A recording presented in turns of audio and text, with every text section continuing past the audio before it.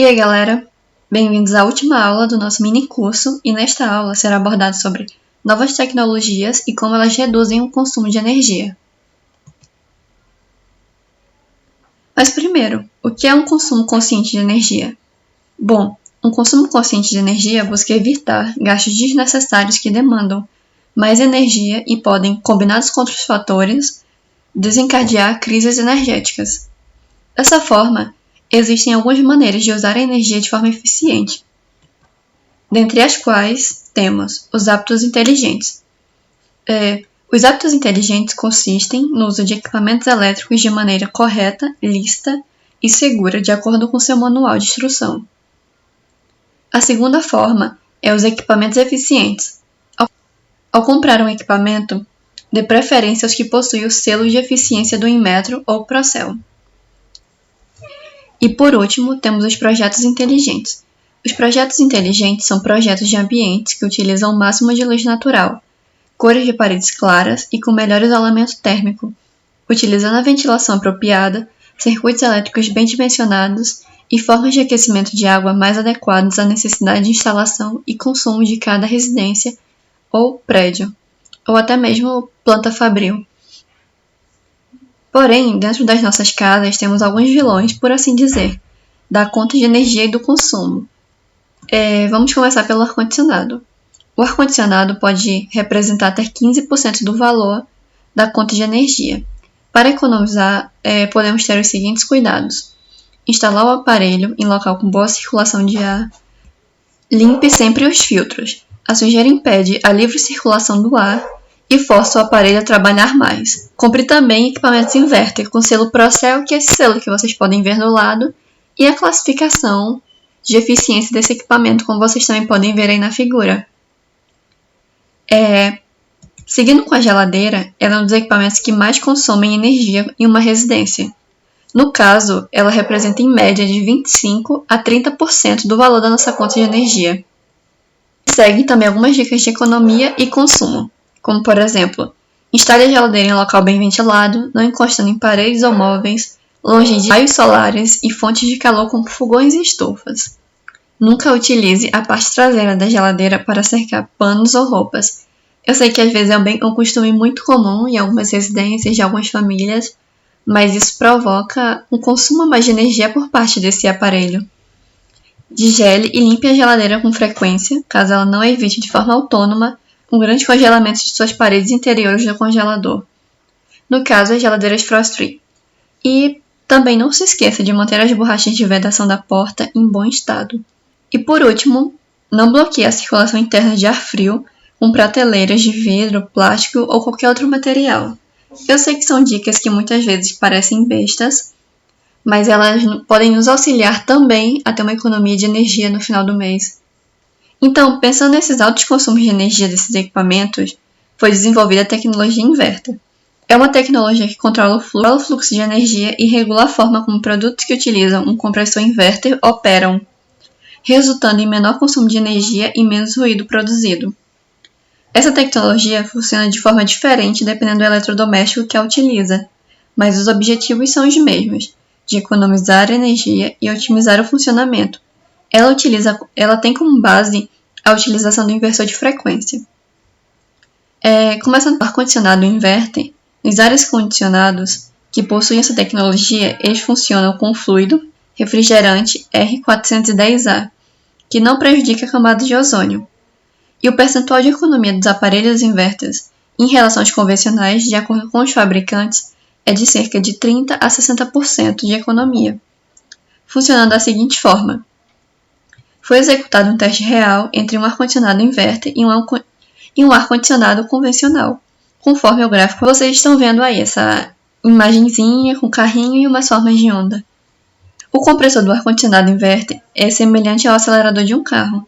Ele desacelera quando menor fluxo de ar é necessário e acelera quanto mais capacidade é necessária.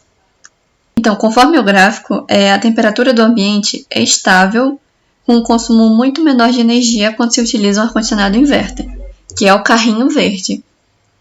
Então, o modelo convencional de ar-condicionado liga e desliga completamente o compressor quando existe uma diferença de temperatura programada.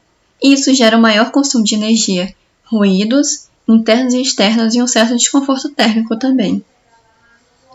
Com isso, a gente pode ver que o ar-condicionado inverter ele traz uma economia maior de energia, pois ele trabalha de uma forma muito mais otimizada, evitando esse liga e desliga do compressor. Agora, usando como exemplo as máquinas de roupa inverter, nas máquinas de lavar, essa tecnologia faz com que o aparelho atinja a velocidade ideal de rotação para a lavagem, sem fazer com que o motor trabalhe mais ou menos do que o necessário, economizando também o tempo de vida útil da máquina de lavar. E no caso das geladeiras, falando delas por último, elas têm um controle de velocidade do compressor, o que impede o chamado liga e desliga, aquele efeito que provoca mais gasto de energia.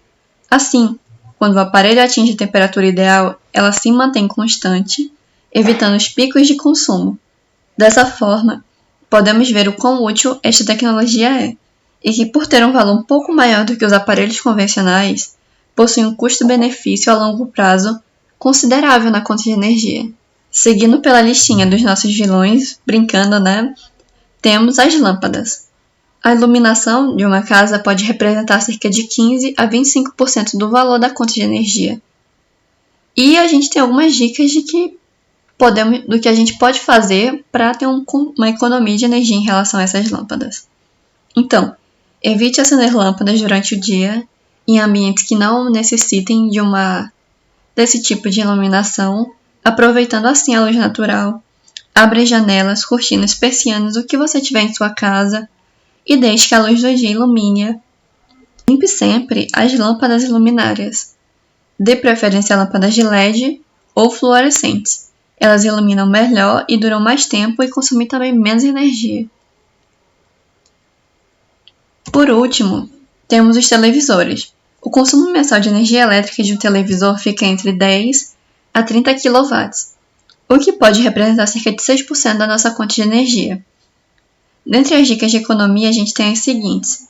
Desligue a TV quando ninguém estiver assistindo, não deixe o aparelho ligado enquanto estiver dormindo, utilize a função Timer ou Sleep de desligamento automático. Escolha televisores mais econômicos, que também tenham o selo Procel, que lá vai dizendo, né, a eficiência desse equipamento e outras classificações que ele possa ter.